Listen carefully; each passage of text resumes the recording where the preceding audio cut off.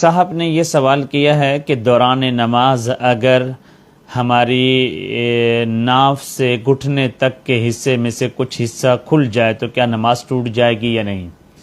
تو یاد رکھیے کہ اس مسئلے کو سمجھیے کہ ناف کے متصل سے حصے سے لے کر گھٹنے تک کا سارا جو حصہ ہے یہ چھپانا فرض عین ہے، اور اگر نماز کے دوران اتنی مقدار کھلا رہا جو کہ ایک رکن کی مقدار ہے، ایک رکن تقریباً 3 مرتبہ سبحان اللہ کہنے کی مقدار ہوتی ہے، یعنی 3 مرتبہ جتنی دیر میں بندہ سبحان اللہ کہہ سکتا ہے اتنی مقدار تک وہ حصہ کھلا رہا، اور پھر وہ حصہ ہو بھی چوتھائی عضو کے بقدر ہو۔ مثال کے طور پہ ران ہے، یعنی ناف کے نیچے والا حصہ اور گھٹنے تک کا حصہ ہے، اس میں یہ ران بھی آ جاتی ہے، کلہے آ جاتے ہیں، اسی طریقے سے پرائیویٹ پارٹس آ جاتے ہیں۔ اگر ان اعضاء میں سے کسی ایک عضو کے چوتھائی حصے کے بقدر اگر اس کا جسم کھلا رہا تو اس سے نماز ٹوٹ جائے گی، اور اس کو لازم ہے کہ وہ نماز کو دہرائے۔ کہ فقہی عبارتوں کے اندر بھی اعضاء و عورت الرجل ثمانیہ، کہ اعضاء جو مرد کے لیے لازمی ہیں کہ اس کو چھپا کے رکھے، ان کا تذکرہ کرتے ہوئے مابین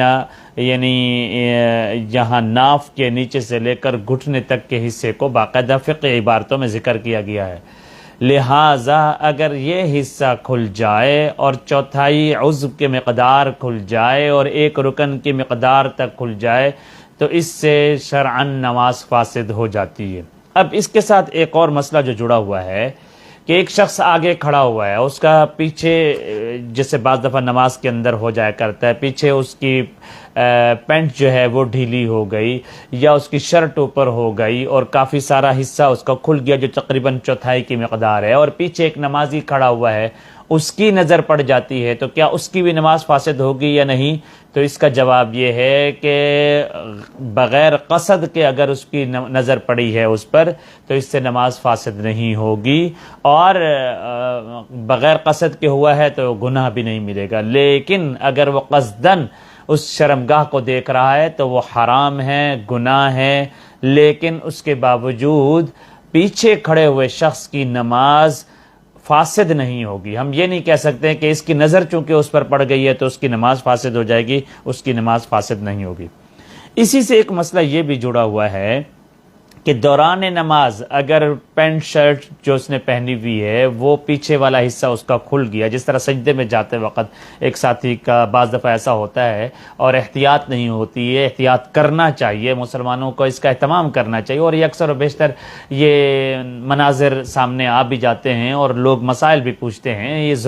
ضروری مسئلہ ہے اور یہ فرض ہے اس کا چھپانا، اور آپ کے اس عمل کی وجہ سے نماز کے خشوع اور خضوع میں فرق آتا ہے، آپ کی نماز بھی خراب ہوتی ہے اور پیچھے اوروں کی نماز بھی خراب ہوتی ہے۔ اس لیے اگر ناف کے متصل نیچے حصے سے لے کر گھٹنے تک کا حصہ اگر چوتھائی مقدار تک کھل گیا تو یاد رکھیے نماز فاسد تو ہو جائے گی، لیکن اس سے وضو نہیں ٹوٹے گا، اور دیکھنے والے کا بھی وضو نہیں ٹوٹے گا، خود اس شخص کا بھی وضو نہیں ٹوٹے گا۔ اسے چاہیے کہ دوبارہ اپنے کپڑوں کو پراپر طریقے سے پہن لے اور چھپا لے، پھر دوبارہ اپنی نماز کو دہرا لے۔ شرط اس کی یہ 2 ہیں جو میں نے ذکر کی، ایک یہ ہے کہ وہ حصہ وہ مقدار چوتھائی کی مقدار ہو، چاہے ران کا حصہ اگر کھلا ہو اس کا چوتھائی کی مقدار کا حصہ کھل جائے، یا کولے ہیں اس کے چوتھائی کا مقدار کا حصہ کھل جائے، تو ایسی صورت کے اندر اور دوسری شرط یہ بھی ہے کہ ایک رکن کی مقدار جس میں تقریباً 3 مرتبہ تسبیحات پڑھی جا سکتی ہوں، اتنی دیر تک اگر بالکل ہلکا 1-2 سیکنڈ کے لیے کھلا اور پھر فوراً اس کو احساس ہو اس نے بند کر لیا، چھپا دیا، تو اس سے نماز فاسد نہیں ہوگی۔ لیکن اگر ایک رکن کی مقدار تک جس میں 3 مرتبہ تسبیحات پڑھی جاتی تھی اتنی مقدار تک اگر کھلا رہا تو پھر ایسی صورت کے اندر اس کی نماز فاسد ہو جائے گی، لیکن وضو نہیں ٹوٹے گا۔ امید ہے یہ مسئلہ کسی حد تک کلیئر ہو گیا ہوگا۔